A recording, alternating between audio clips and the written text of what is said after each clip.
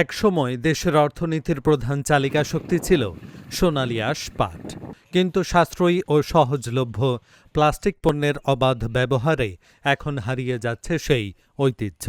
উৎপাদন খরচ বেড়ে যাওয়া, ন্যায্য মূল্য না পাওয়া এবং পাট ভিত্তিক শিল্পের সংকোচনের কারণে জয়পুরহাটে প্রতিবছরই কমছে পাটের আবাদ। গ্রামীণ অর্থনীতির চাকা সচল রাখা এই পাট চাষেই হাসি ফুটত জয়পুরহাটের কৃষকের মুখে, কিন্তু কালের বিবর্তনে ও আধুনিকতার ছোঁয়ায় সেই দৃশ্য এখন অনেকটাই মলিন। স্থানীয় চাষিদের অভিযোগ, প্লাস্টিক পণ্যে সহজলভ্য ও অবাধ ব্যবহারের কারণে পাটের তৈরি পণ্যের চাহিদা কম। প্রতি বছরই লোকসানের বোঝা টানতে গিয়ে পাট চাষ থেকে মুখ ফিরিয়ে নিয়ে অন্য ফসল চাষে ঝুঁকছেন কৃষকরা। পূর্বের মতো পাট চাষ ফেরাতে সরকারের সহযোগিতা চান কৃষকরা।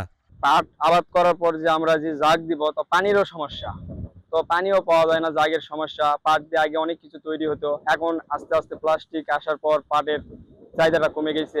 আমাদের পাট চাষ করে যে খরচ হয়, সেই উৎপাদন খরচটা আমাদের ওঠে না। পুকুর তো আগে তো পাট চাষ করতো, ধরো যে বিঘা লাগাতো মানুষ, আর এই এখন তো ধরো যে নাই, এই যে এলা এই পুকুরের পানির সমস্যা, এটার সমস্যা, জাগ দেওয়ার জায়গা নাই, সমস্যাগুলা হয় এই বিষয়ে করে। এই জন্যই আমাদের পাট চাষটা কমে গেছে। অন্য ফসলগুলা ধরে যে করে এই কারণে যে অল্প সময়ের মধ্যে ওটা ওঠায়, আর এটা সময় লাগে 3-4 মাস সময় লাগে পাটটা, আর সেরকম লাভবান হয় না, এটা লস।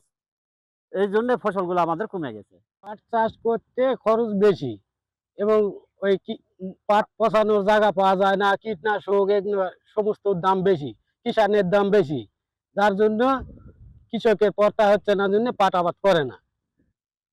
অন্য ফসলে যে কলা, ভুট্টা, ধান এগুলাতে ফল মানে টাকা বেশি পাচ্ছে কৃষক, যার জন্য কৃষক আবাদ করতেছে এগুলা। পাটটা যে চাষ করতেছি, এটা চাষ করা হয়েছে, এটা এখন খুব সমস্যার মধ্যে পড়ে গেছে। এখন আকাশের বৃষ্টি নাই, কিছু নাই, এখন এই তো কোথায় ডুবাবো, কি করবো, একটা সমস্যা। পাট লাগাতে এমন লাভজনক হয় না, এখন লসই।